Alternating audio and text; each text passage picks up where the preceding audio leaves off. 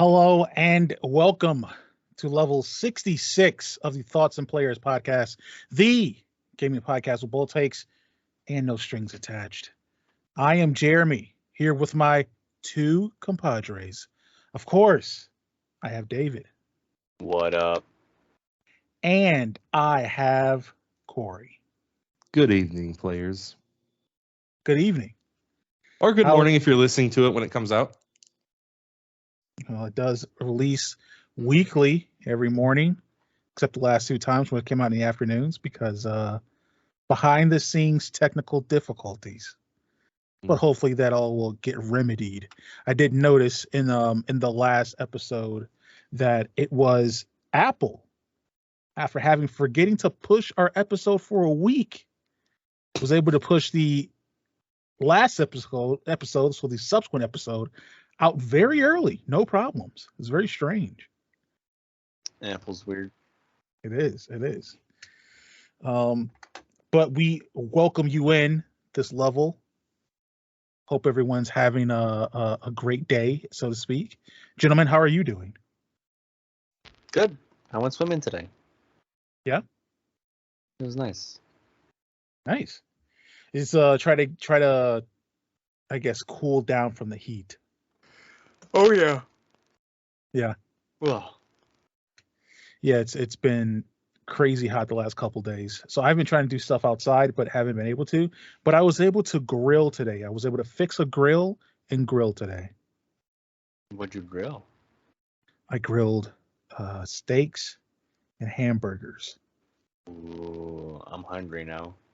And it turned out not too bad. Steaks are always hit and miss. So I'm noticing.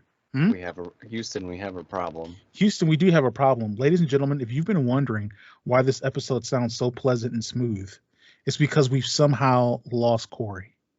So we're going to work on getting him back into the fray. But yeah, we appreciate everyone tuning in, listening to the podcast. We really appreciate it. Hopefully, again, kind of apologies again for any kind of the weird last couple of weeks with the releases of the episodes. Like I said, technical difficulties. It's super weird. It was like with Apple, for some reason, like no one got back to me for like we were like 3 or 4 days delayed, and no one got back to me until that fourth day where they fixed everything. Do you know how many people listen on Apple? Do we have that statistic? The data is hard to retrieve. Okay. It's hard to retrieve. And the host that we use offers some insight, but it's a little bit hard to parse. Got it. And kind of bring some context to. So yeah, my other compadre, of course, has returned. That is Cory. I was just gonna kind of sneak back in like nothing had ever happened. We announced it. We've announced it. We said, hey, ladies and gentlemen, chickens, ducks, and hens, this may be sounding like a pleasant experience. So you may be wondering why. We had to let them know what happened. I pieced on out. Exactly. Am I sounding okay? Yeah, you sound good. All right, as usual. You sound like you, so it's as good as you can get. Oof. Okay, fair enough. Oof. Did I miss anything important? I heard steaks are hit or miss. No, yeah, I was just talking about grilling a little bit. That's pretty much it. Okay. Yeah. Nice. Yeah. Yep. Very cool. So I guess with the gang back, we're gonna go ahead and jump into, I don't know if it's our favorite part of the podcast, but one of our favorite parts, all of the parts of our favorite parts. But we're going to talk about games because this is a gaming podcast, what we've been playing. So who would like to talk about what they're playing first? I'll go. All righty, David, take it. All right, so we know it's Apex, but listen, so the new season started 2 weeks ago, maybe 3 weeks ago. I forget. But a lot of people aren't happy with the new system for ranking. And because they changed it, if you're top 10 in the teams, you automatically go positive. And no matter what division you're in, it only costs 35 points to play the match. Because before it used to start at like Bronze 4 was like 12 points, but like Masters was like 80 points. But now all of it's 35. So a lot of people aren't happy about that. And there's so many Masters this season because it's really easy. You can just kind of rat and get there. So like right now, I'm the highest I've ever been personally is Diamond 2.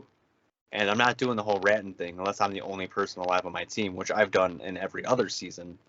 So I'm hoping to legitimately, but not legitimately, get the Masters because this is the easiest season to do it. But I'm getting pretty close. That's why I've been playing. Very nice, man. Very nice.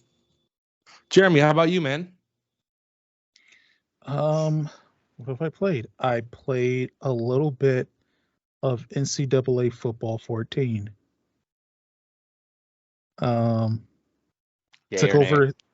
Took over as Eastern Michigan, and we went 6-6 last year, hoping to do better than that. Really? Why Eastern Michigan? Because they suck. So what I like to do is I like to go into this game and just get the suckiest team, right? I think everyone does that, and then just raise them from a Padawan into a great force in the NCAA world. I usually like to start out, I usually try to make it somewhat realistic. So I'll start one season as just an offensive coordinator or a defensive coordinator, right? And then I'm like, all right, I've helped this team score ridiculous amounts of points. It's time for me to branch out and make my own way in the world. So then I go to an Eastern Michigan, or I go to a North Texas, right? Or I go to a UTEP or a Utah State, right? You go to one of these really bottom of the barrel places and you raise them up so they can stand on mountains and give them wings.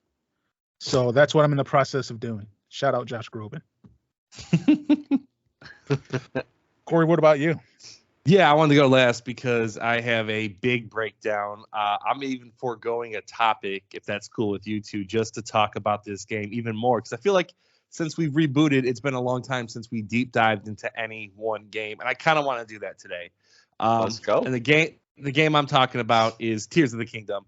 I question why you guys weren't getting it. That was even before I played the game. And now I'm screaming on the rooftops, why aren't you guys getting this game? Because let me tell you, it is fantastic. I have a few kind of like, not even cliche things because I thought of them myself, I think, but just kind of like back of the box kind of quotes. To me, it really is the ultimate adventure game.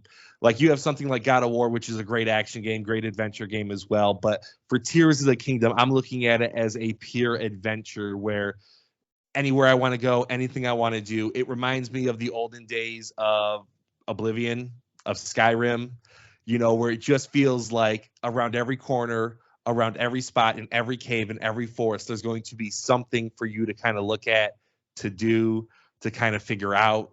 And that is so refreshing, so refreshing. And you might be thinking like, well, Breath of the Wild kind of did the same thing. And it kind of did. To me, Breath of the Wild had like freedom of voyage. So anywhere you want to go, you could go, right? You could climb any surface. You can go anywhere. You can go to the end of the game at the very beginning of the game if you wanted. Go to Hyrule Castle. Now, Tears of the Kingdom has that exactly as well. But what it also adds is like freedom of questing, which Breath of the Wild, you got to a place and okay, hey, kill this group or do this. You had to kind of play it straight laced once you got to that spot. This feels really like use your imagination. You don't have to be totally upfront with the solution. Any way you want to take care of this, there's probably a way to do it the way that you want to do it. And man, I've already used the word refreshing, but it really is. It's crazy how many things I'm doing. And I'm like, I don't want to do it that way. And I don't. I want to kind of give you guys a couple of examples. This game, it does the Ubisoft Tower thing, right? They're not quite annoying. It does do it. You really just have to go there, and there's usually like a small puzzle. In Breath of the Wild, I think each one was like a climbing puzzle because that's what the game really had going for it, climbing. This one's a little different. It wants you to use some powers. There was one that was like surrounded by enemies. It was a complete fortress, right? So in my mind, the game wants me to fight through these, get to the top by fighting through these enemies, and I wasn't interested in that. I decided I wasn't even interested in that tower. So I was just walking around, going around it, and I noticed that the back was kind of unguarded. But of course, the wall was so high I couldn't climb to it. I didn't have enough stamina. So I went in my inventory, I popped out a big cardboard slab, and I took 2 rockets. I attached both rockets to the cardboard slab. Didn't know if it would get me high enough. Didn't know if it would work. I had never played around with the rockets up to this point. Hit the rockets to activate them. It flew me so high up, I gently kind of glided right to the tower, skipped every single enemy, and I activated it. Got that region unlocked, and it felt awesome. So cool. Like, it didn't prompt me to do that. It didn't give me hints towards doing that. It was just like, yeah, there was stuff in your inventory. Can you use it? And I did. And I could have did it the regular way. I could have not even done it. It's just you make your own adventures on this game, and it's really, really fulfilling. For anyone that doesn't know Tears of the Kingdom, I said rockets. So there's these things, I can't, Zonites. There's Zonite devices. That's like this big new thing in the game. You exchange these items to get different devices, and there's probably a dozen different kinds. Rockets, there's hot air balloons, there's wheels, there's steering devices, there's cooking pots that double as certain things. There's wings. There's a whole bunch of different things you can do with these devices, and playing around with them is really one of the cool things that you can do in this game. It reminds me, I don't know, kind of like a Minecraft type thing. Like I said, figure out your own solution. But yeah, that's what I was going to say. There's a lot of, I think, clear Minecraft, Fortnite inspirations that have kind of been integrated into it. So that's like the difference. That's what good game developers do, is they integrate new ideas. Ubisoft and everyone else, they just don't steal them and put them in their games. They integrate them to make them feel native to the world and to the experience. So that's what it seemed like they did. I think what Nintendo did is, they definitely took inspiration from those guys.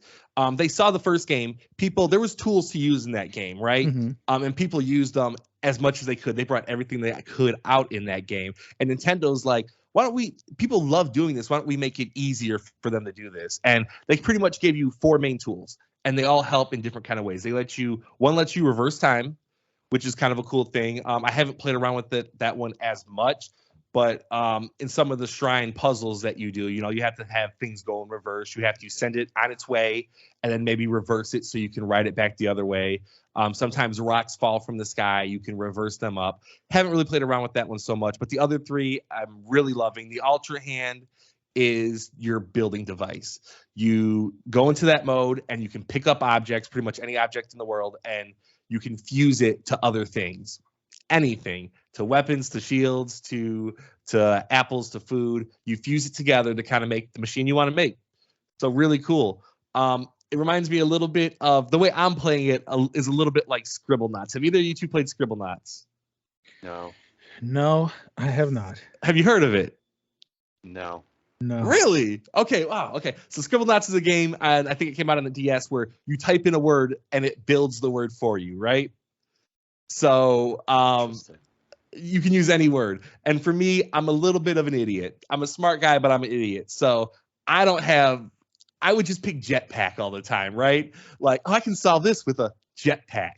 I'll solve this one with a jetpack, and I would just keep kind of spamming those same ones because it always worked.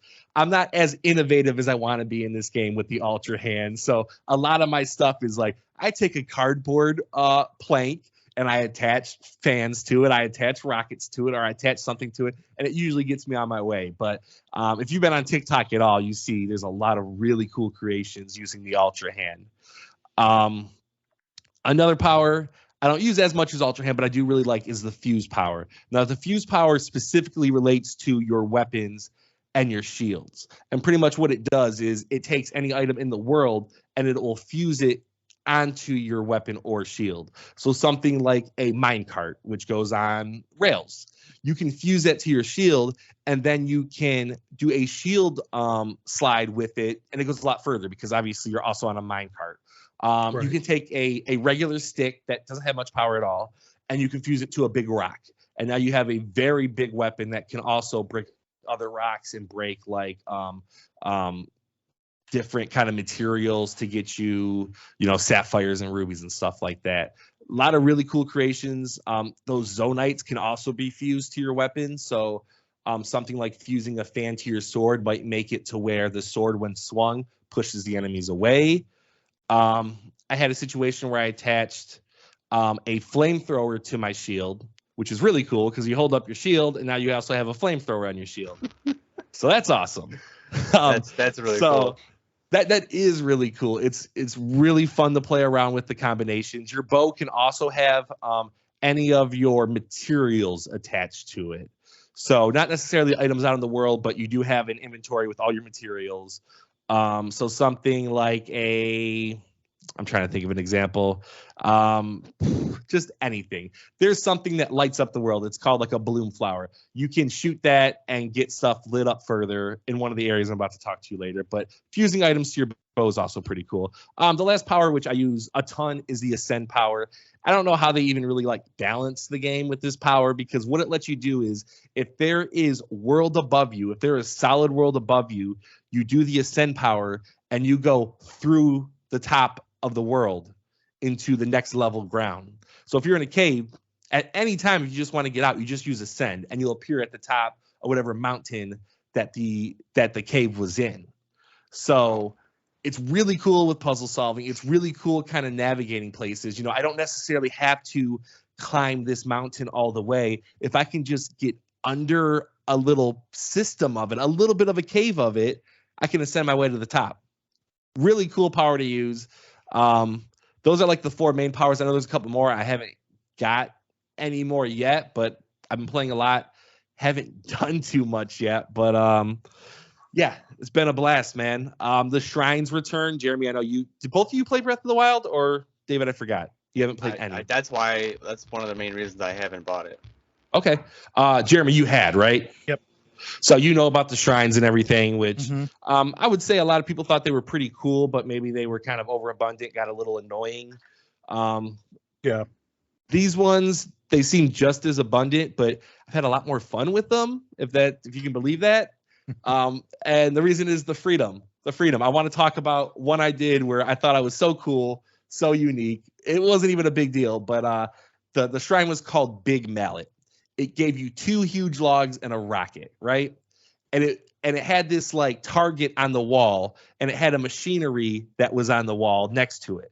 So it wanted you to connect the wood to this rocket and put it on this machinery, and then it would spin around and hit this target on the wall, kind of like hammer it, and that would have worked. I couldn't get it to work. I don't know why. It was hitting the wall before it hit the target, and it was getting stuck. So I played around with it. I'm like, screw this. Why can't I just build like an angled level? So I took the one plank of wood, laid it flat on the ground, put the other other log of wood, and laid it like kind of like a seesaw, so it was tilting high up. Put the rocket on there, launched, hit it right in the middle of the target. Felt like a genius. I didn't do that the right way, but it felt great. And this is what this game gives you. It gives you those moments where like you can play it straight up. You can do how it asked you to do it, but it seems like you almost never have to do it. So stagger on moments of ingenuity. And when sometimes those crazy ideas or possibly dumb ideas work, you're like, haha, I got you. Get the little, those are the best kind of puzzle games, the ones that make you feel extremely smart after doing them. That's what this is doing. As I said, I've played quite a bit, maybe 15 to 20 hours already. I haven't done any of the dungeons. Wow. I'm just exploring the world. I don't know if you guys have read any reviews, but about the Sky Islands. That was in the trailers. There's also a depth system, like underneath Hyrule. So this is what it has. It has Sky Islands, which in my estimate so far have been more puzzle-like where you have to kind of figure out how to get to that next island. You have to figure out how to climb up higher and higher to get to your destination because they're not connected, and you just kind of have to deal with the tools that you're going with. You have the ground, which is regular Hyrule Kingdom. You're talking to people, you're getting side missions, you're riding around on your horse, you're fighting enemies a lot. And then you have the depths, which I don't know if you guys have seen it. Have you seen any part of the depths at all? Have not. Okay, so you haven't even heard of it. No. So there's big holes in Hyrule. And you drop down there, and there's something called gloom, which is an infected thing. It stops you from recovering health with life. So you drop down, it is pitch black, And this is what I was saying about those little like bloom flowers that you should use with your arrow to kind of light up the spot. It's totally pitch black. So you're exploring this cave system. The cave system is as big as Hyrule Kingdom. It's another map underneath the map. And it has enemies, it has areas, it has secrets.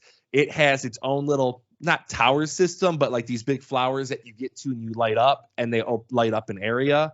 Okay. It's extremely dangerous. Extremely dangerous. This kind of feels like it doesn't play like a Souls game at all, but it feels like the same kind of danger where you're like, I am one wrong move away from dying here. You know, I've explored it a little bit. It's fun, but the funnest part is it feels like 3 distinct areas, 3 different types of games, and they all kind of go within each other, you know, because on the islands, that's where you get a lot of your Zonite devices.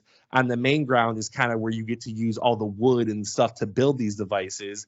And the depths, I haven't explored enough yet, but man, it's a lot of fun, guys. I'm having a great time with it.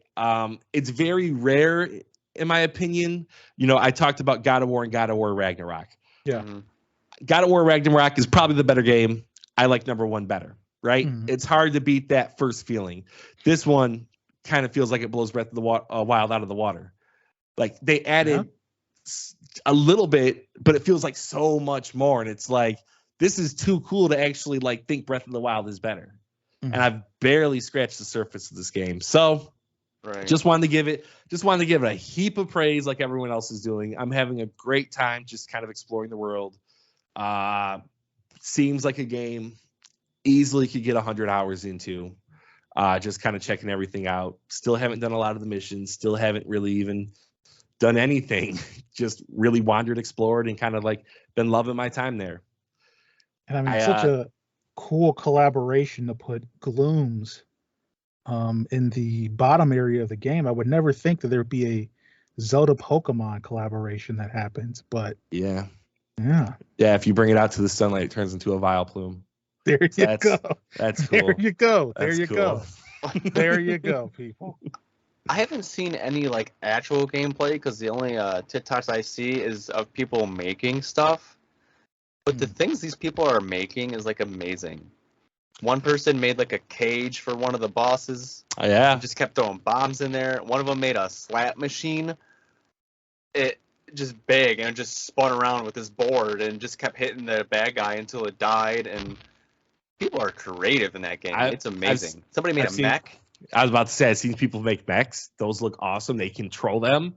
Yeah. I've seen people make like tank, like U-20 bombers. Or I don't know if that's the right term, Jeremy. I know you're the military guy, but just pretty much roll with it. Okay, yeah. They just have a flying machine that drops bombs on enemies, and they're taking them out. I know the Call of Duty people called it the AC-130. Okay, I mean that's cool too. It's just one of the kill streaks in the game. Oh, that's what they called it in Tears of the Kingdom too. Like, oh, this is the A. Yeah, they're like, funny. Oh, it's AC-130. It's honestly, if you want to be creative, you can do practically anything in this game, and it's just. It's so much fun. I can't believe it. Like I'm loving it. I don't even fight in the game.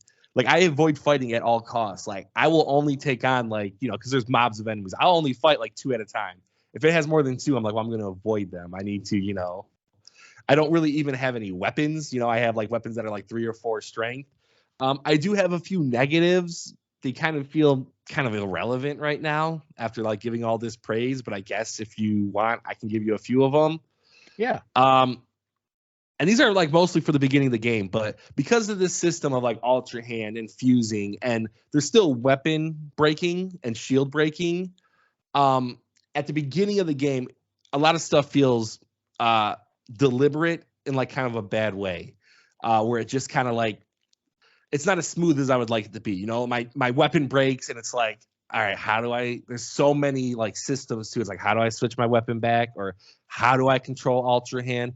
Obviously, those things get a lot easier as you play the game. But that was something where the first like 3 hours, it felt like a nuisance. You know, like, oh, man, you know, got to figure out how Ultra Hand works. Got to put these together. Oh, I messed up. How do I break them apart?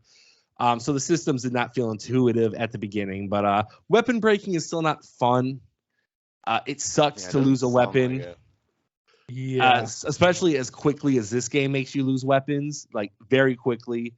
The couple things I can say about that though is there's always another weapon. You know, even if you think you have a really cool weapon, another enemy's dropping a very cool weapon as well. And the fuse power I was talking about before. If you're fighting with a weapon and it says it's badly damaged, if you fuse it with anything, it's a new weapon and it gets that kind of like all of its energy back. So it's a brand new weapon. So you have it for, I guess, twice as long if you remember to fuse it before it breaks. Right. Gotcha. Other than that, it's a great game. Like I said, Breath of the Wild kind of got overtaken by this one, in my opinion, which is kind of a hard thing to do. Interesting. It would be cool if they praised. Yeah, it's it's got the Metacritic and all that, probably probably game of the year, I would assume, but unless something else comes around. I was going to say, unfortunately, it doesn't borrow a system from Two Worlds. What's that system? Of weapon stacks. So what you could do is, let's say you had a longsword, right? Mm-hmm. And you've been using it, you're hacking at it, it's conditioned, it's whatever, it's crappy, right? But you got another longsword. You can stack those items, so basically put them together, and it increases the damage output and condition of the stacked item. That would have been cool. Yeah. That would have been extremely useful. That sounds awesome. Yeah, exactly. See, this is why we play bad games. Is because in bad games, they introduce sometimes really cool or compelling systems that other games could incorporate. I will always abide that just another sweep because so many things you're saying reminds me of Two Worlds. Really? The other thing I will say is that I don't recall any Elder Scrolls or any other game having a whistle for your horse until Two Worlds came out with it.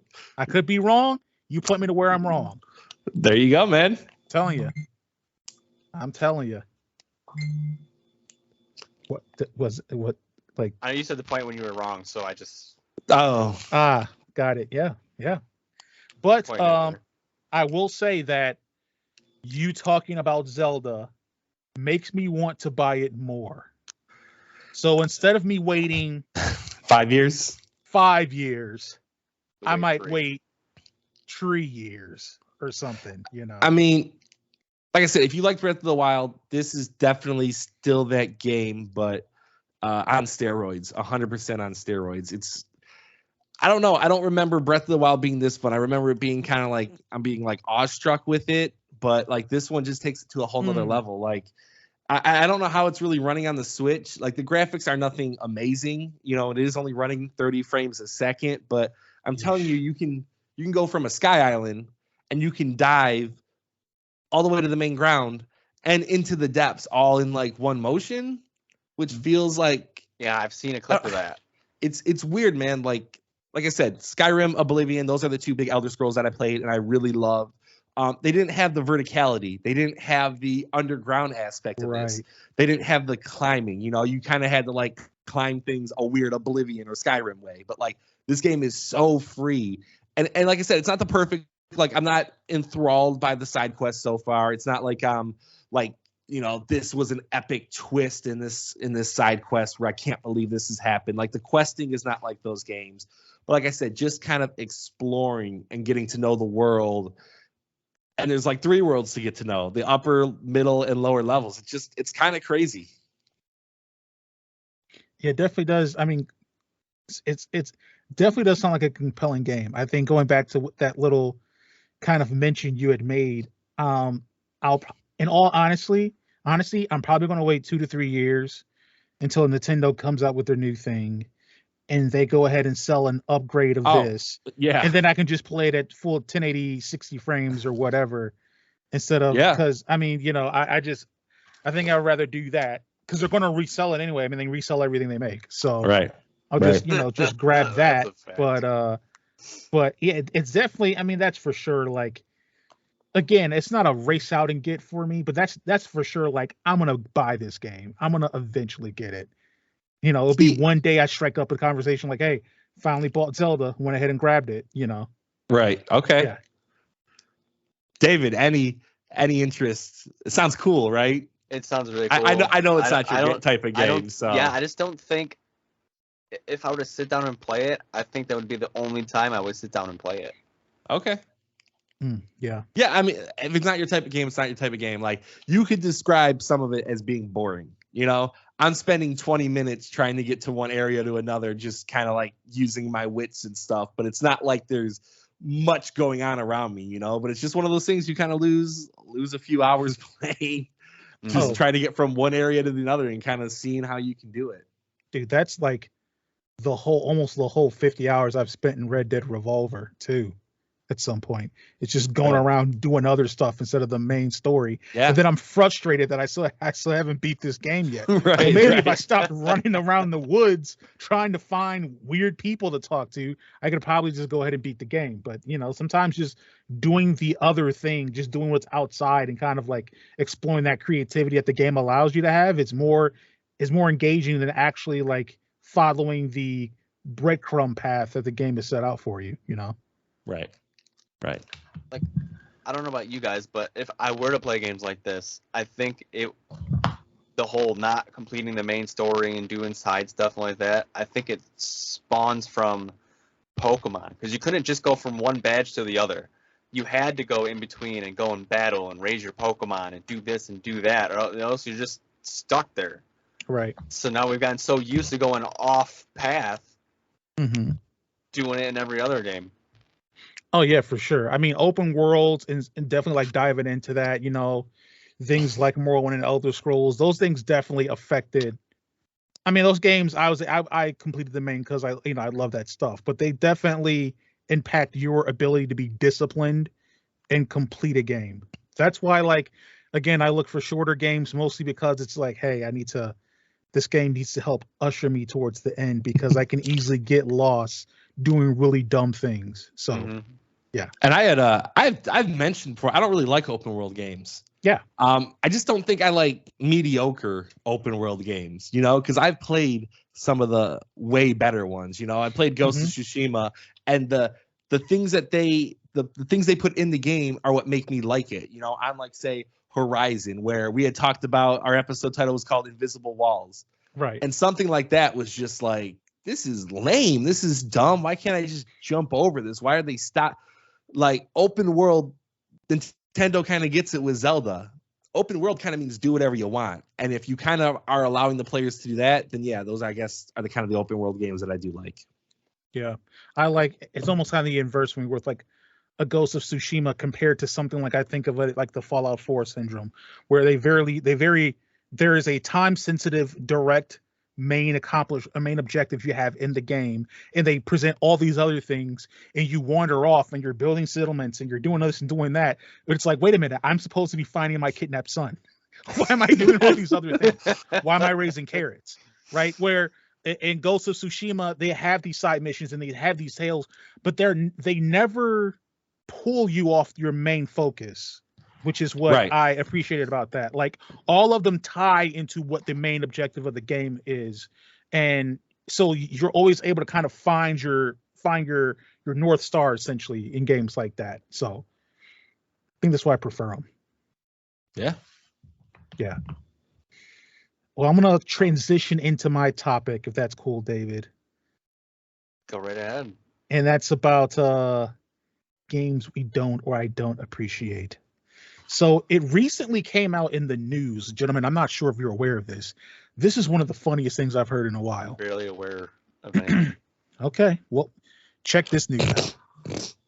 So it was reported, funnily, I chuckled to myself quite a bit, that Arcane Austin, which is the studio that developed Redfall, that they were actually hoping and expecting Xbox to cancel the game. They're like, we're hoping that is hilarious, right? Like, this studio that made it is like, we're hoping they look at this and they freaking put the kibosh on it. They go scalebound with it. We don't care. You got to do something, right? And Xbox said, no, we don't have games. So the topic and kind of question I had for you guys is that, by all intents and purposes, Redfall is a game that should have been canceled. It should have never came down.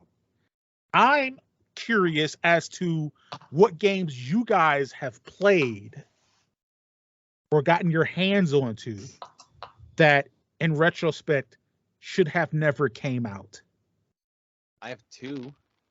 Yeah. Wow. Yeah. All right. Well, you take it So- first. We'll start off. The first one is the latest Twisted Metal, as I've complained about before. Oh no! Come on. You're set in who you can play. You don't really have an option. One single story, and I know Twisted Metal is kind of like offshoot, not like real, but the things they had in that game was just like obnoxious. Like I believe it was Darkseid in that game. It was just freaking huge, like ridiculously huge as a robot or a person. I can't remember. It's been years. And you're like on the edge of the cliff trying to fight her and everything like that. Like that was just stupid. And then Hammerhead, which he was in Twisted Metal 2, he was in this one. And like I get it's a monster truck, but it was like the car you were wasn't even half the size of one of the tires. And just the story wasn't great because I don't remember most of it. Besides those points, nothing stuck out in that game besides of how off-putting it was. So like you talked about like believability, and like some things aren't believable, but there can be things that are believable to the universe of which things exist in. So like Right. even that story wasn't believable in the world of Twisted Metal, essentially. Yeah. Gotcha. That's the worst. That's literally the worst. I'm not going to totally disagree. I'm not going to disagree with you at all. But I actually kind of like the game. I remember buying it. I remember beating it to completion. I beat it. I did. And I don't always beat games. You know, I don't always finish a game completely. Like I know it's not making any type of like all-time list for me, but man, I feel like I want to revisit it because I felt like the gameplay was pretty fun. Obviously, it was a big step away from regular Twisted Metal, which, you know, maybe that's what you have the problem with most. But I thought it was okay back at the time. I really... The gameplay itself actually was very close to the original games. Right.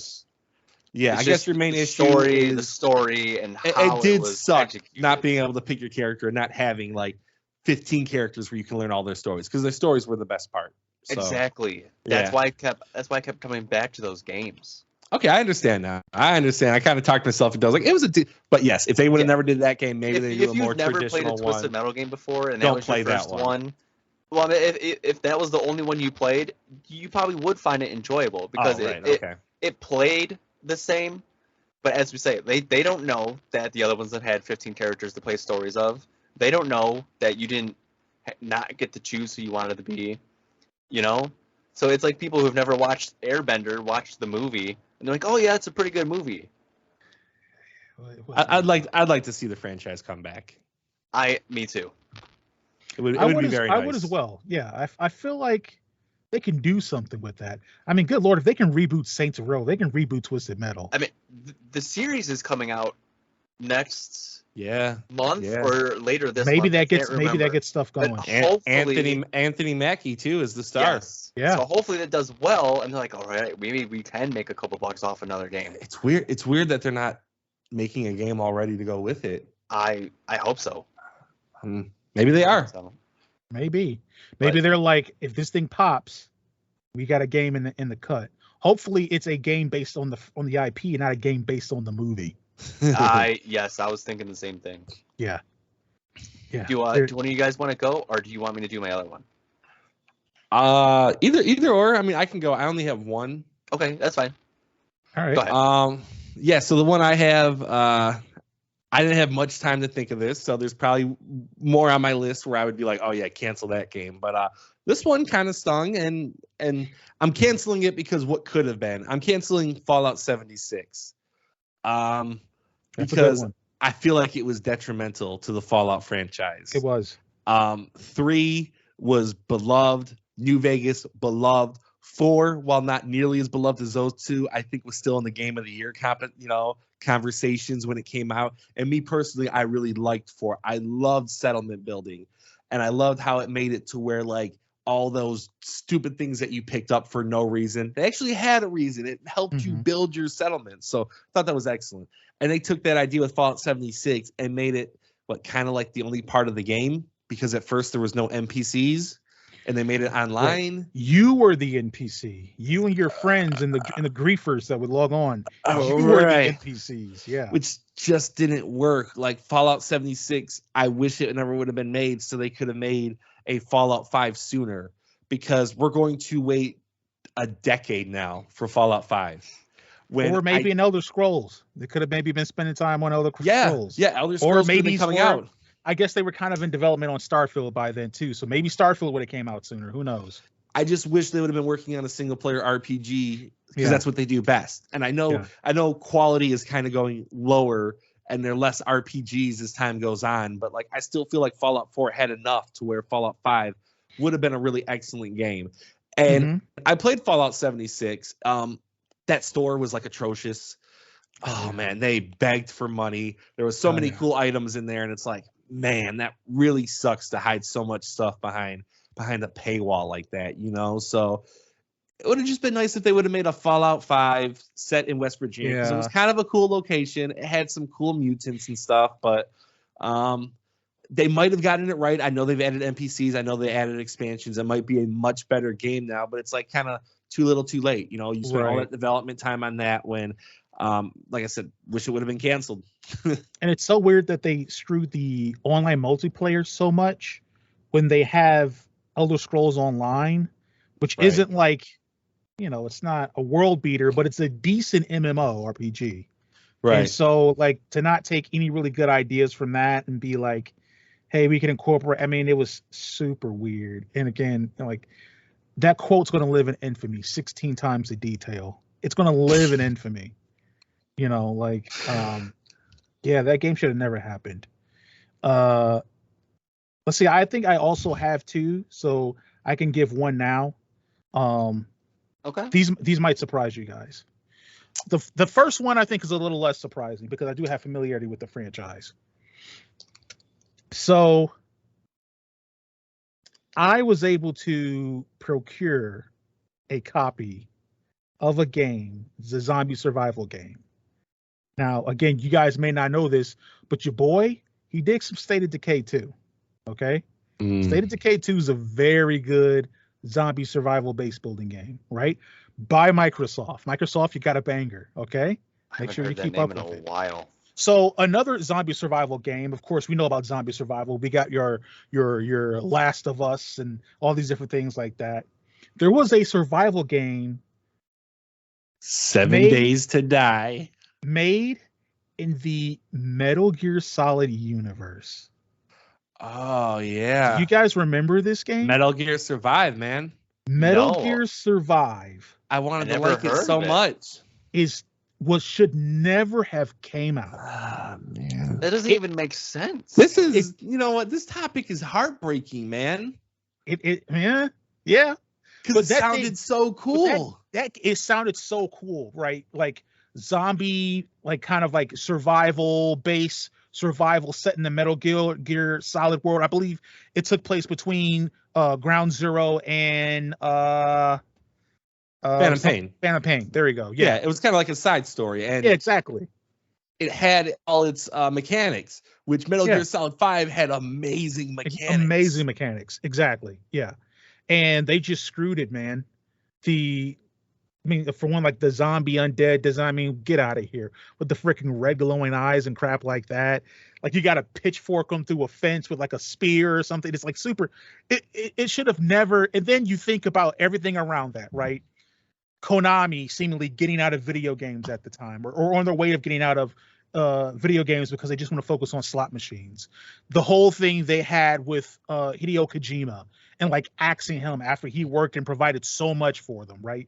Like all these other things for you to then essentially, you know, take a beloved franchise that he built that is a staple and identity of your studio and be like, we're just going to crap out this really low tier zombie survival game. That game should have never came out. That game did irreparable damage to Konami for one. And it could possibly, I mean, look, everyone's jazzed up for the remake of Snake Eater. We'll see, but that could also have some really far-reaching damage for the Metal Gear Solid franchise, which hopefully it shouldn't, because I know I didn't play 3 that much, but I probably put, I don't know how many hours I put in the Sons of Liberty. Metal Gear Solid 2 Sons of Liberty. Oh, I can't even recall. And like some of the other ones like Metal Gear Rising and all, they have such great games in that series. Man, that thing sucked. It should have never came out. I don't know what they were doing. Such a disappointment. Such a cool concept. You know, the mechanics were already there. They just didn't have. They screwed the pooch. Everything was there, pre-existing as everything. Everything Kojima left you everything. Just don't screw it up, and they screwed it. I don't know how. Yeah. I so excited for that game and just so disappointed. I didn't end up buying it. I got it when it was free on PS Plus a couple years, and then I played it. I'm like, oh yeah, this game is trash. It is trash. Yeah. Well, sometimes you gotta believe. Never heard of it.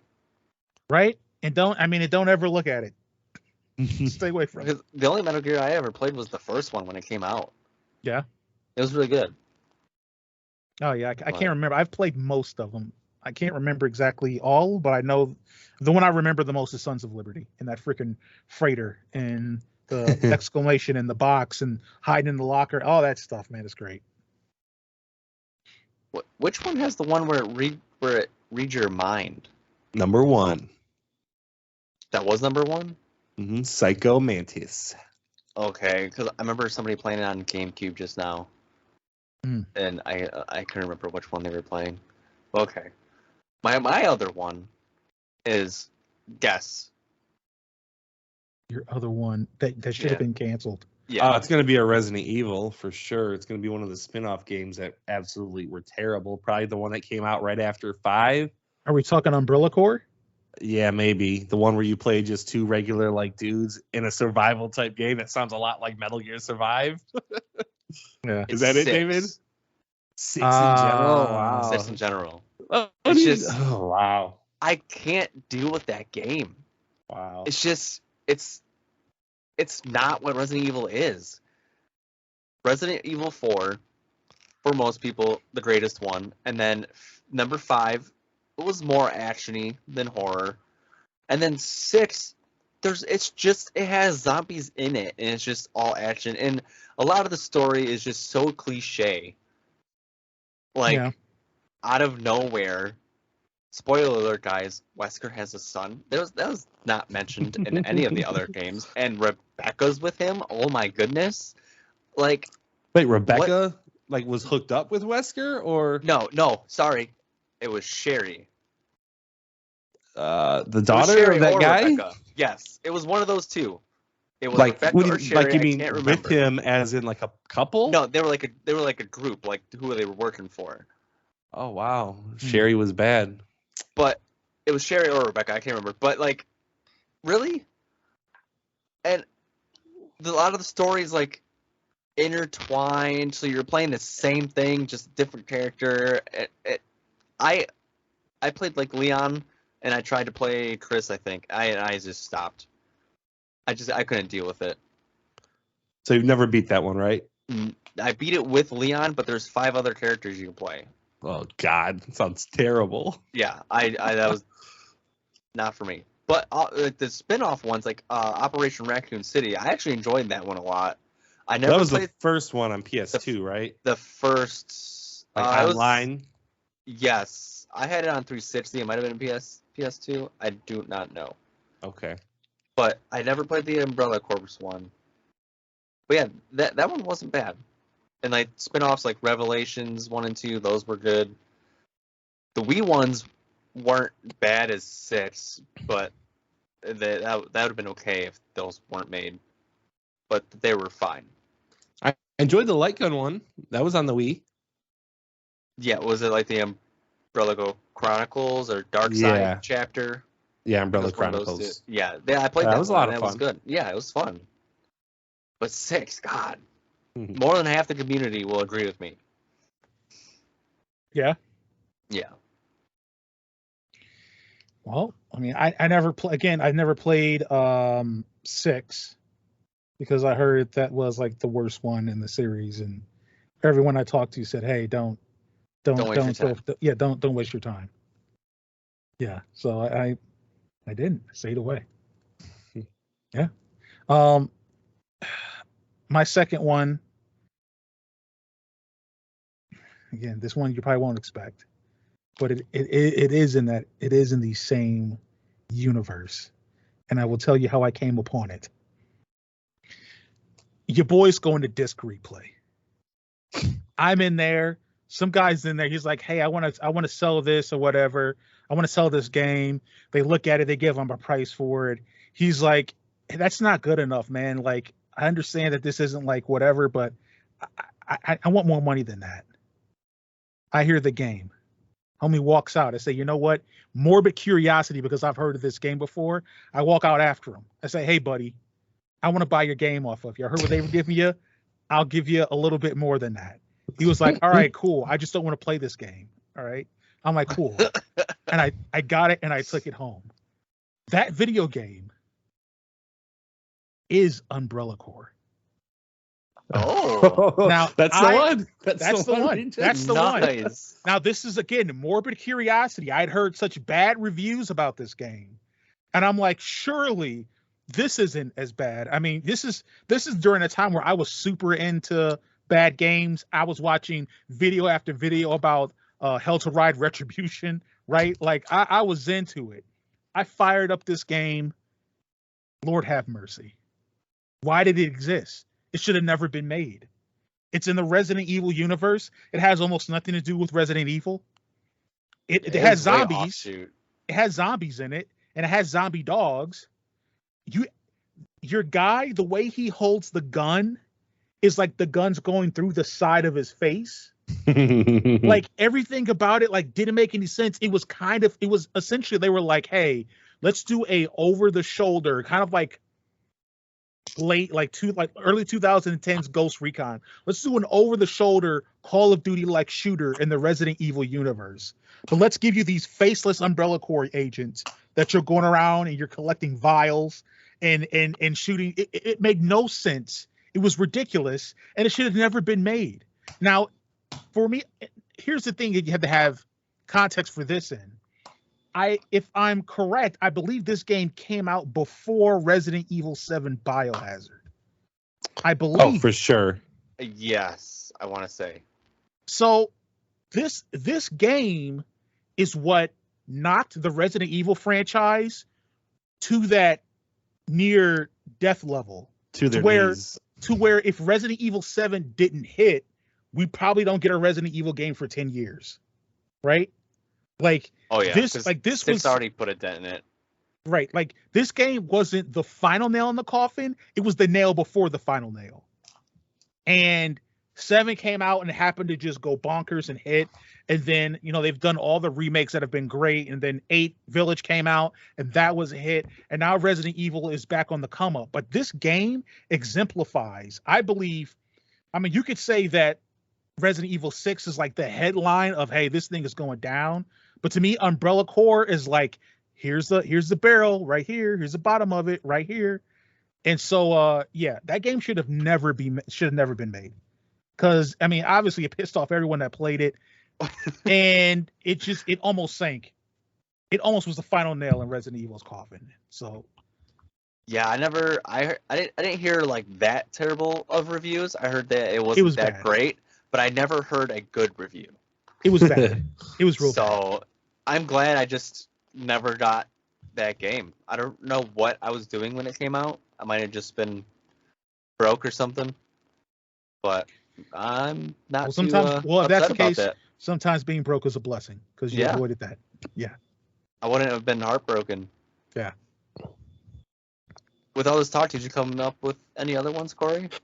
I did not. I really enjoyed listening to your guys' and kind of like discussing it, so I was focused on that. Okay. That's fun.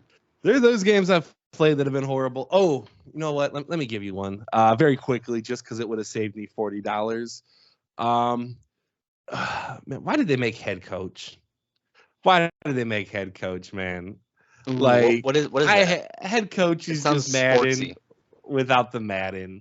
It's just the Madden without the Madden. Why'd they make it? Because people wanted a game like that. Wasn't Madden. So the concept is good, it's right? It's good, yes. Are you just John Madden or something? Well, you're just a head Tony coach. Dungy was on the cover, but so what happens is in Head Coach, people may not know. I think there's a Head Coach 08 and 09, right? I think And so. what I remember, '09 is the most well-respected one. But anyway, essentially what it would be is that you would be a new head coach.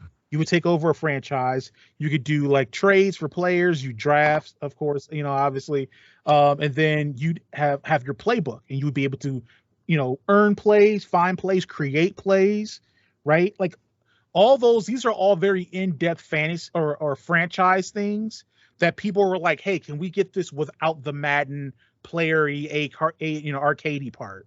And so they made head coach '09, '08, and '09. They were not well received. They did not work well because the simulation engine that EA used was garbage. And what made it what's worse is, Corey, I agree with you because I believe that it is those games that divorced the deep franchise mechanics and systems from Madden. Head coach died, and with it, some of those deeper franchise, like I don't know if do you remember, like there was like 30 or 50 options of different contract combinations you could offer players. Yeah. And even in Madden now, okay, this is a football game. Football's been around for 80 years. You cannot offer custom contracts to players. It's ridiculous. That doesn't make sense. Ridiculous. So yeah, I think a lot of what the worst for Madden is going in the future is partially because of that game. But yeah, $40 when it came out. Yeah, it's $40. That's a crazy price for that game. I tried to return it to Best Buy. They said no. They would not let me. They would not let me return an open game. Obviously, I went and traded it into Blockbuster. And you got, I think, $19. Okay. Ooh, which wasn't great, but it was. I was happy to have it. It was like literally like 2 or 3 days after release. Like I tried it for a couple days. I'm like, man, this is complete trash. And you wanted to love it. No, I mean before it came. Yes, before it came out. Yeah. After it came out, it was an abomination when I saw what it truly was. So. Mm-hmm. Yeah. Well, that's upsetting. Yeah, it's a sad topic, man. David, can you bring us to some sort of like I don't know if mine's gonna get any better. But so this might not go towards games that you guys play, but I do know for like esports and stuff like that, a lot of the teams, they are told they need to like work out and stuff.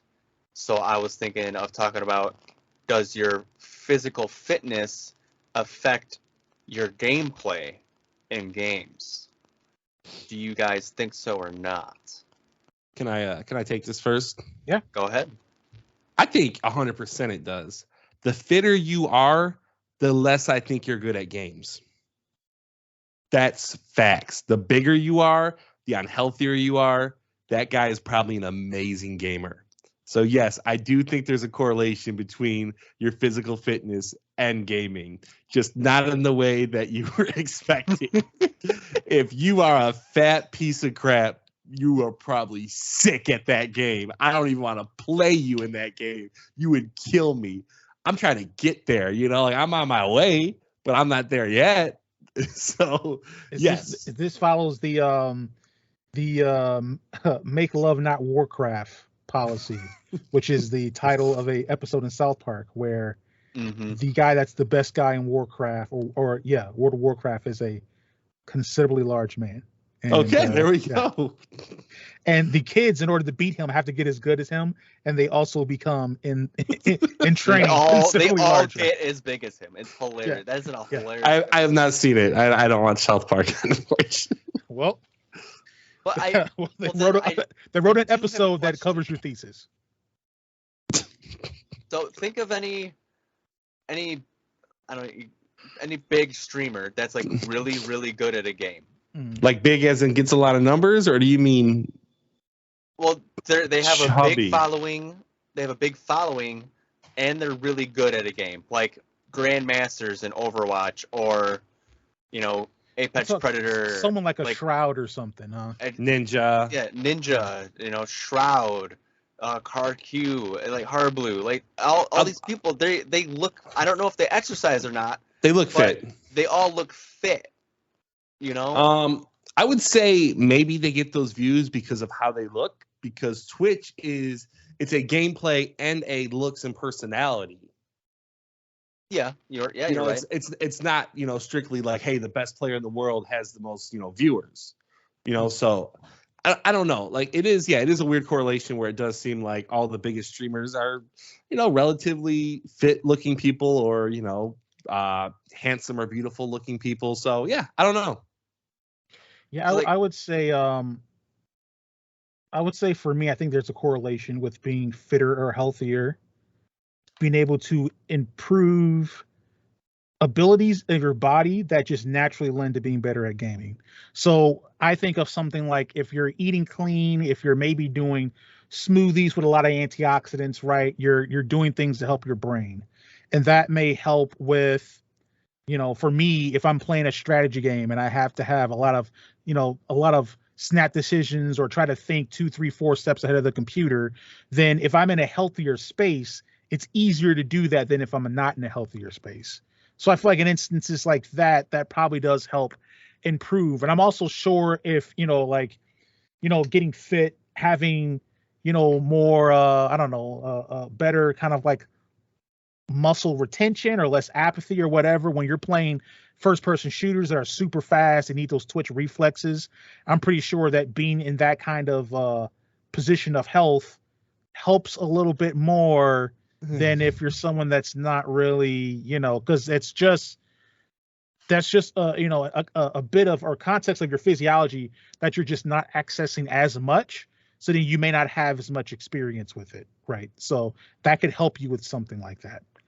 I like the track you're on, because I think that's what the important part is, and why some of the pro people have to work out, because it helps your brain.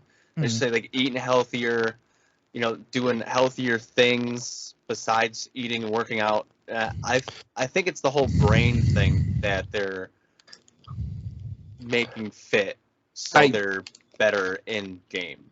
I really don't think that matters. I'm not saying that just because I'm like a bigger guy, I'm a bigger guy, I'm okay at video games. I think a couple other reasons might be, most of these guys seem to tend to be a little bit younger. I don't know. Is that something? No, age is metabolism is much better when you're younger.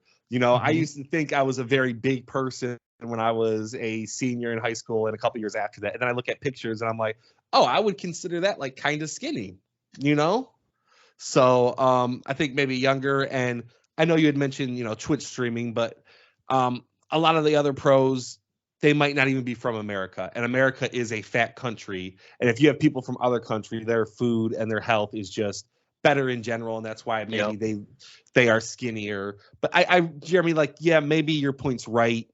And it plays the smallest percentages in, but it just doesn't feel like. I mean, if you're talking about like pros, especially pros facing each other, those smallest percentages, those are where the wins and losses happen. Like you take an hour out of your day to exercise. The guy that's spending that hour practicing CS:GO, I think the person practicing CS:GO for an extra hour is probably better than the person exercising for an hour. Not to say you shouldn't exercise. You should try to be as healthy as you can. But it's just like, really, if the guy's 300 pounds, like how much is he worse because he's 300 pounds? Like that just, it really doesn't seem like it has a correlation. It's like my fingers aren't slower, or someone's fingers aren't slower because they're bigger.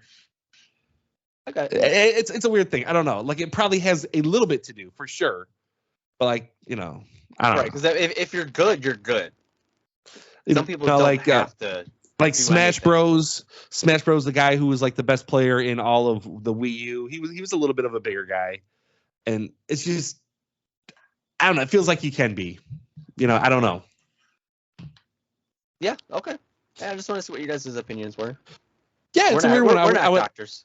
Yeah, I would love to see if there was any sort of study on that and, the effects and everything. And I'm sure, like I said, I'm sure, Jeremy, you are right. But I can't imagine it plays, even a 0.01% difference. Like I can't imagine. I'm telling you, in certain like pro things, is a 0.1 or 0.2. That's what separates, man. That's what separates if you look at it in sports, like we're just talking about football.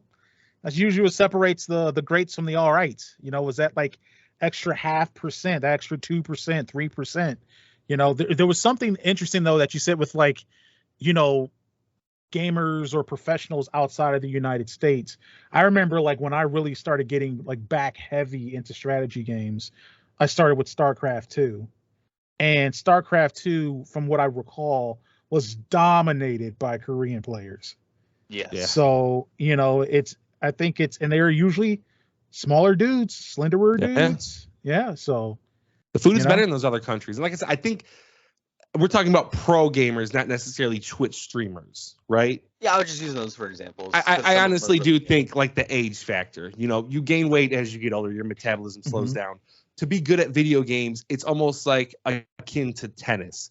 Tennis players are at their peak. Now, I know Roger Federer is an old dude now, but they're really at their peak from like 16 to like 26. It used to be like once you hit a certain age, you really shouldn't be playing tennis anymore because your reflexes are number one in video games, and they do slow down as you get older. So I'm assuming a lot of these pro teams, whether it be League of Legends, CSGO, Overwatch, any of these things, they're probably filled with young kids. But Cory, a quarterback's prime is from age 28 to 35. A quarterback plays a much different position than you don't need as many reflexes. What I'm saying is that these different sports and different things, they're utilizing different parts of the body. And for a quarterback is a position that you need to process a lot of information in real time. If you're playing a game that may require you to process a lot of information in real time, if somebody's doing, if somebody's a Tom Brady who's like 40 billion and he's, eating his carrots and his celery and whatever other, baby's blood he's drinking, they get his mind working right. Then, there you go. But your number one aspect, like Tom Brady needs a lot of things combined to be a great football player. I really think video games is mostly reflex. And I'll give you a personal example that I heard from someone. I don't know where I'm pulling this from. It is definitely a true story, 100% a true story. It's going to sound fake. I promise you it's going to sound fake, but it's true. Okay. All right. So hear me out here. Fake story. All right. It's not a fake story. It's not. I don't know why I'm bringing this up. And I don't know how I even had this conversation. Probably about 10 years ago. I was talking to a guy who was doing RC cars, right? Mm-hmm. I can't remember exactly where he was selling them, or we were at a place that was running RC cars. And he was talking about his son who was doing them kind of not professionally, but in the leagues that were around, Michigan. And he was like, after a certain age, you can't do it anymore because your reflexes slow down a little bit. And you're just not as good as younger people. You'll never beat them because your reflexes just aren't as good. And that's what sticks with me in this conversation right now. Your reflexes just slow down. You're not as good. And that's the big factor. That's why a lot of pros are younger. Younger people have better metabolism, yada, yada, yada. I know I could beat David in any game. That's why I'm saying we're the same age. But I'm bigger than you is what I'm saying. Mm-hmm. So David takes on two a little bit bigger guys, honestly. Oh, hey, if you're skinnier, are you better at video games? Nah, David, F you, bro. You're not. All right, you're not. Depends on the game, bro. It's very interesting. It's a very interesting way to end conversation to end your viewpoint. But sweet. So well, you know what? We'll see in a minute if that hypothesis is true, because we've been talking about games, but of course now it's game time. And for this level, we are doing Legally Guessing, hosted by me, gentlemen. That's right. I'm gonna give you something straight up to begin with. Now, David, you picked an extremely easy game last time. I picked Breath of the Wild one time. Jeremy picked Chrome Hounds. I have picked, in my opinion, a perfectly in the middle game. A game that I know, Chrome Hounds, Jeremy. What were you thinking, bro? Him and Animaniacs. Are you serious? Hey, I was gonna give you an easy one until you opened your mouth. I don't want to hear that. And I was like, all right, let's go hard. Anyways, I picked one that is very doable, but not easy, but very, very doable. Mm-hmm. So, is that me? Is what you? Is the answer? Is very doable. Oh, because you're skinnier than us. Okay, thanks, David. What? No, that wasn't. Alrighty. Never mind. So wait, are we good to start coming up with our You are great to start coming up with 20 questions. questions and And one a guess. Yep. Okay.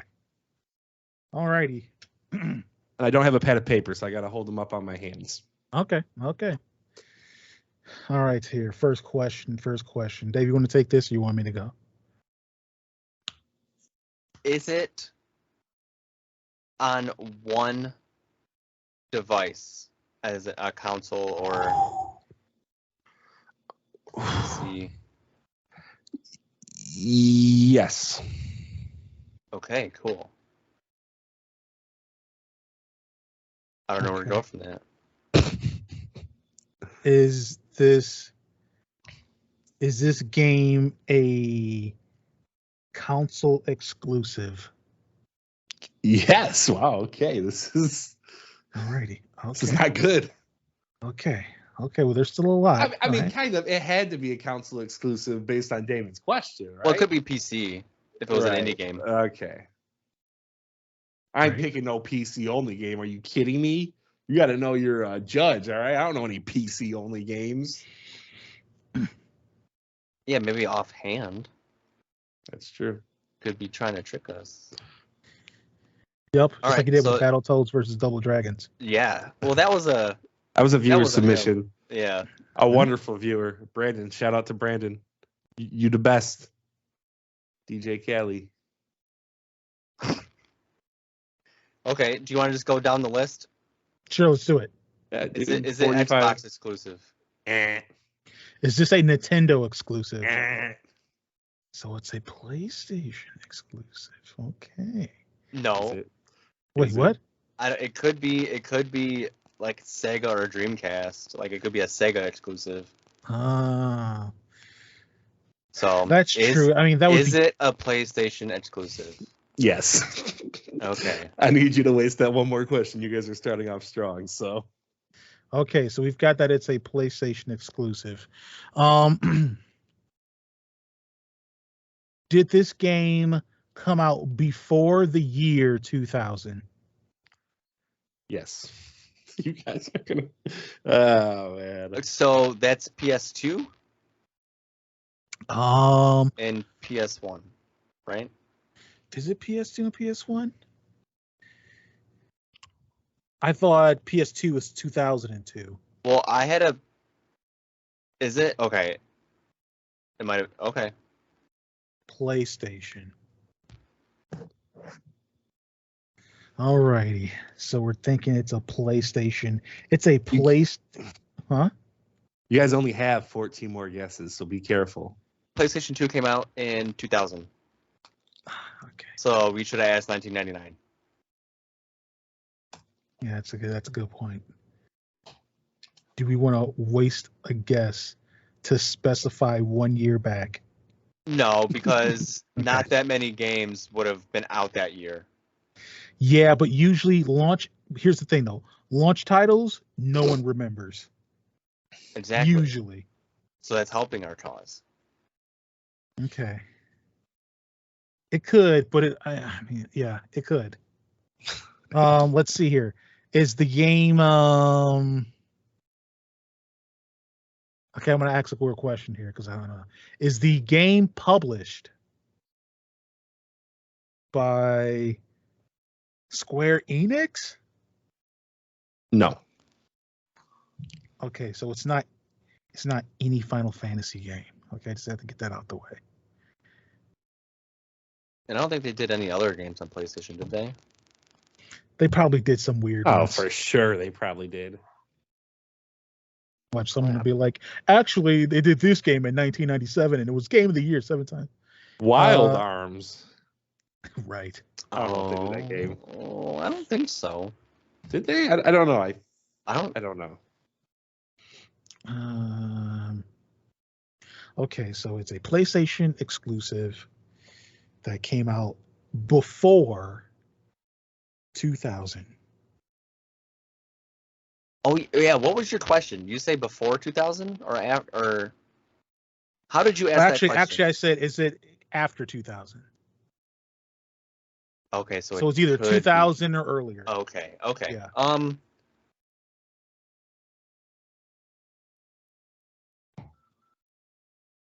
I mean, when did the original PlayStation come out? Like 95, 96?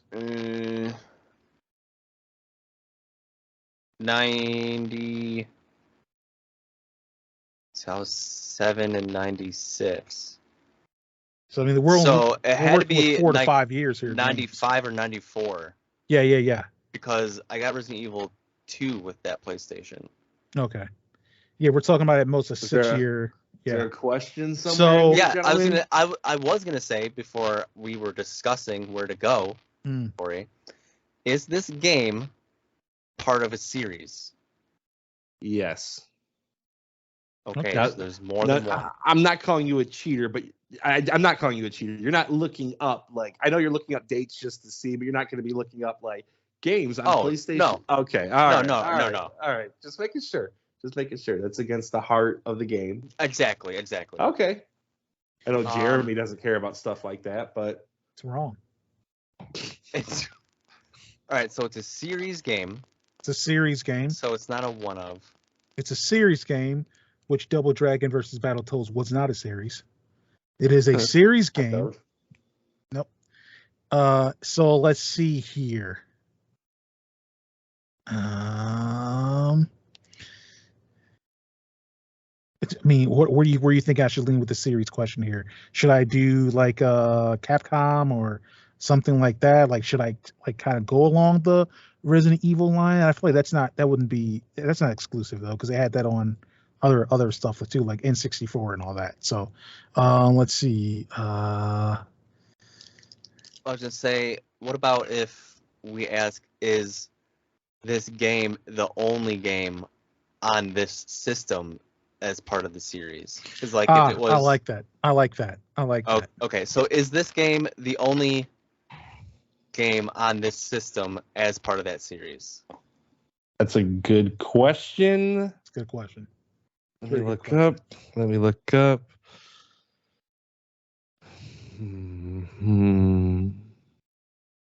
No.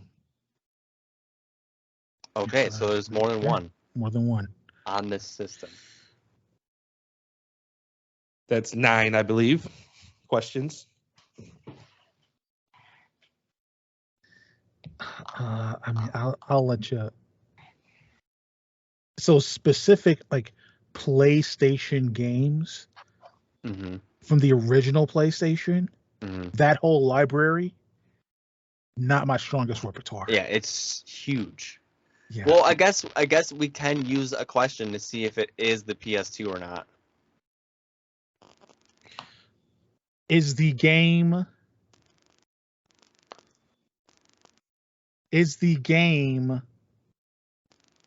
exclusive to the PlayStation? Wait. You have to say the 2 because the PlayStation games are playable on PlayStation 2. I wouldn't count that as not exclusive, though. Unsure. Is the game is the game disc a PS2 game? Yes. No. Okay. And dumb question. Come on, guys. You knew it was PS1. All right. You knew there was like 6 months it could have been. 9 months. 9 months. Okay.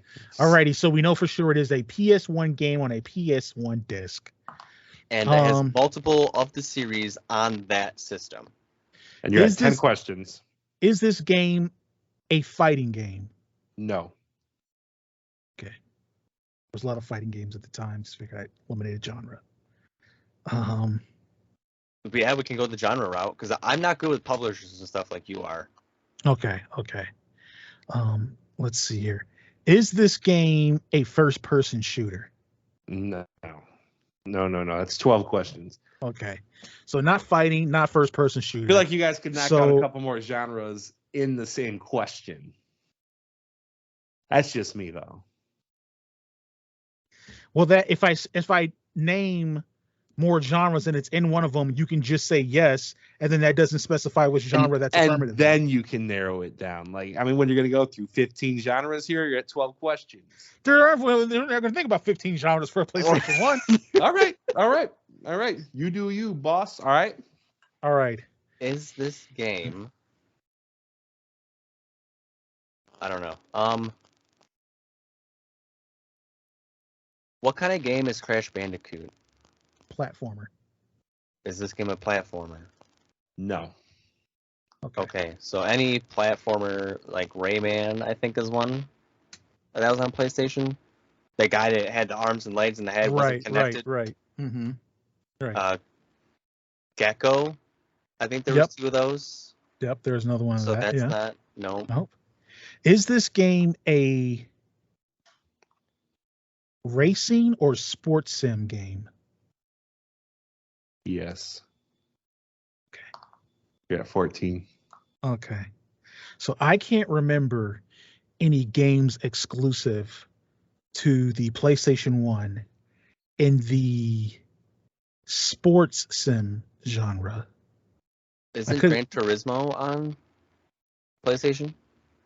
But so I can't Gran Turismo, and I also believe Ridge Racer was exclusive to PlayStation. Yeah, I was singing the Eiffel 65 song in my head to get ideas. Yeah.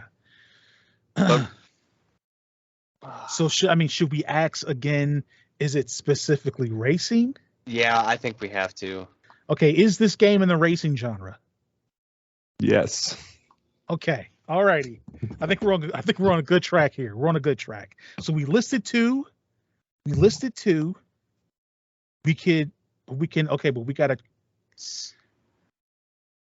How do we decipher? It's got to be one of those two. So we have to say, is this game a blankety blank game? Because we don't know which game it is. We don't know. We don't know if it's like a Ridge Racer or Gran Turismo, and I also can't remember right now, but I don't think he would lump it in there. Something like a Crash Team Racing, right? So we don't know if it's specifically one of those. We would have to figure out a way. I'm trying to think of what are distinct characteristics of each game that we can ask to kind of get this thing narrowed down. That's a good point. I completely forgot about Crash Team Racing. Okay. I'm going to ask this question. You let me know if this is in the spirit of the game. Okay? Okay. Does this game have the word Turismo in its name? Yes. Okay, I think we got it. David, you want to take it? Is this game Gran Turismo? It's Gran Turismo. Got it.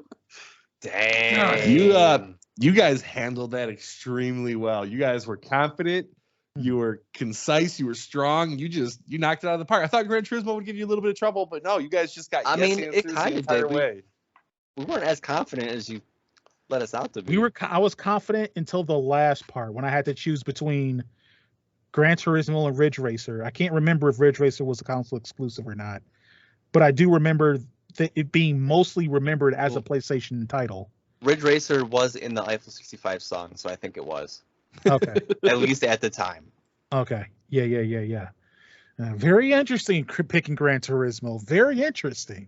I wanted to do something a little off the beaten path, just a hair. Still a popular game, very popular franchise, but it's good. Very good game. I promise going forward, I will be sure to avoid games like Chrome Hounds.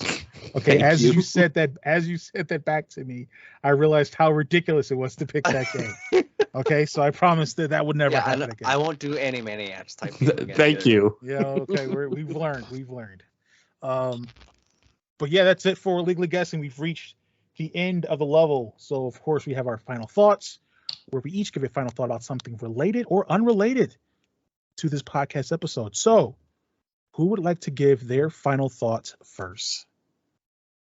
Yeah, I'll go if you guys want. All right. Sure. I saw Across the Spider-Verse today. You did? It was excellent. It was really good. I loved it. I loved Into the Spider-Verse a lot. This one continues its excellency. Going into it, though, you should know that it is a part 1 of 2. So it definitely has like a part. It doesn't have like a fulfilling ending. Cliffhangers are the worst.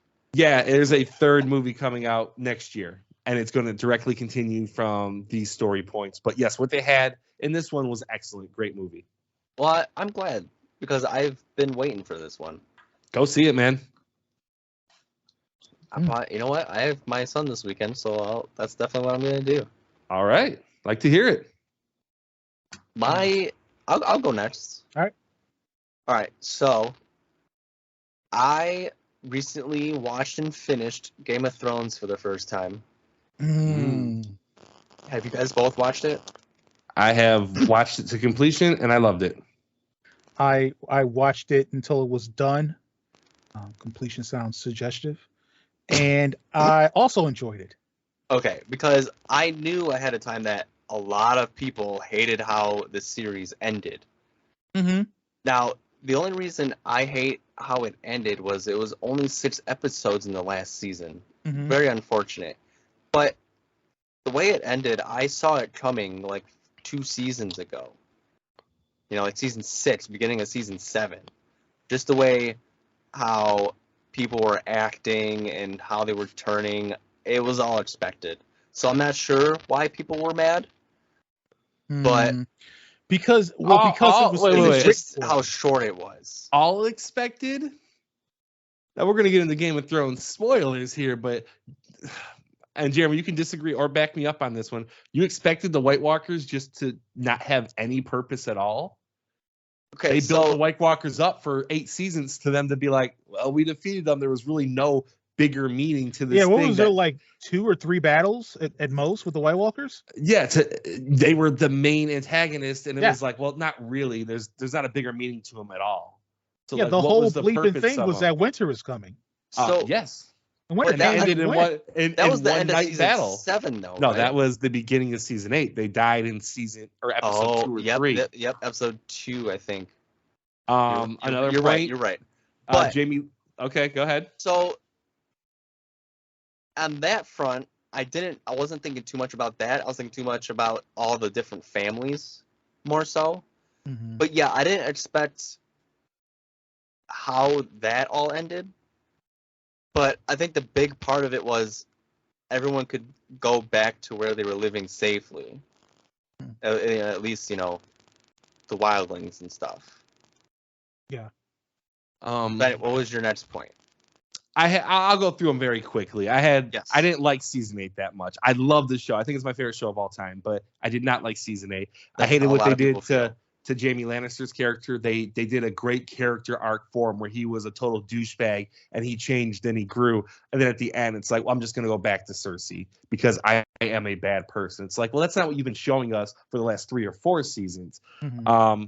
I didn't really care who killed the White Walker, but to be Arya, she had never had any interaction with him at all. It definitely kind of like subverted expectations by not being it Jon Snow, but it really felt like it should have been Jon Snow.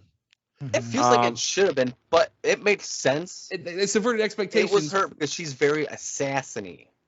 Right, but there was no connection between them, which there doesn't have to be. Sometimes in life, it's just a random thing like that, but still. Daenerys, obviously doing what she did. It was rushed. I don't think anyone would argue that. That's why I saw it coming most. Yeah, I mean, really? Yes. She was such like a great leader. I know she was angry, but like to kill everyone that she killed, including like Varys at the beginning of the season, was like... Yeah, something clicked in her head, and it was just devolving into her father. And then finally, Bran being on the throne. It was like that it should have been Tyrion. It should have been Tyrion. It should have been Tyrion. Who has the best story? Well, not Bran. We skipped a whole season because his story's so boring. He was terrible. It should have been Tyrion. It should have been, Jon Snow didn't want it, but I think Bran had the most, I don't know, like exponential jump in from who he was to like who he ended up being. Because who he was just some kid that was like kind of a whatever, and who he ended up being is like the like essentially tree of wisdom of the world. Yeah, like you literally can't lie to him. I mean, I understand what you're saying, but I could see something like Sansa also having that exact thing for what she was to what she became. She was a selfish kind of like princess type who wanted to marry a fancy prince, and now she's a huge, strong leader. Bran was just, why'd they do Bran? I see Sansa's arc being more of her perspective and viewpoint than her ability, if that makes sense. Yeah. Yeah, I mean, Like where she was placed, that fits her very well. That's fine. I'm okay with where she's placed. It's just it was Tyrion, man. It was Tyrion's throne. You know, they set it up to talk about like, you know, little people and him not getting the respect, and to him to run the whole dang country would have been kind of cool. Yeah. I mean, I can agree with that. But did you guys also see that they're producing a Jon Snow series? They are, which makes much more sense than House of Dragons, like chronologically. Yeah, I haven't watched that yet, so that's. I don't know why you would create a show 150 years before Game of Thrones happened. That seems kind of weird, but they did that. I'll just, for my final thought, I'll just extend the Game of Thrones conversation a little bit since we're on it. Real quick, let's do since we're just talking about arcs, let's do your character with your favorite character arc, and then your favorite character, because they may not be the same. In Game of Thrones? In Game of Thrones. Okay. Yeah, go ahead. All right. Well, since it's my final thought, I guess I'll go first. My favorite character arc was Theon Greyjoy. That's a great one. I loved everything of where he began and what he went through and who he eventually became. Yeah, that was the so sacrifices. hard sometimes. It was gut wrenching. It was gut wrenching. Everyone in that show is having a bad time. Theon's having a real bad time at some point. So I give him my favorite character arc. And then my favorite character, I'm going to cheat and do two people. My favorite character is Robb Stark. And my favorite character... Love Robb Stark. Robb Stark is the man. And my other favorite character is Hodor. I love Hodor. Oh, really? Yeah. Hodor was great. I mean, we're talking spoilers, whatever. When freaking Hodor gets bodied, and then in Bran's premonitions, you find out that was literally his purpose. That was to hold the door, and that's how he got his name, Hodor. Good, so good, so good, so good. That was unexpected. So amazing, so amazing.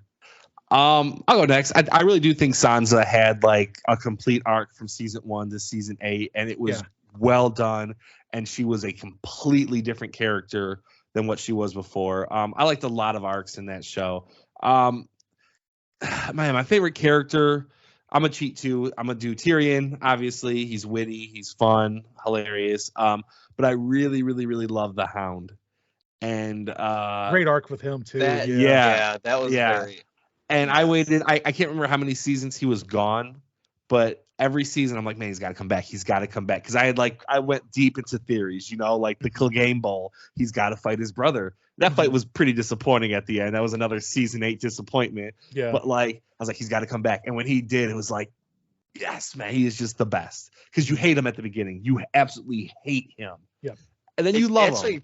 And then you love him. You can't believe it. Like, man, this is the greatest character in the show. So yeah, the Hound, man. Yeah. Wow, this is hard. I guess favorite arc.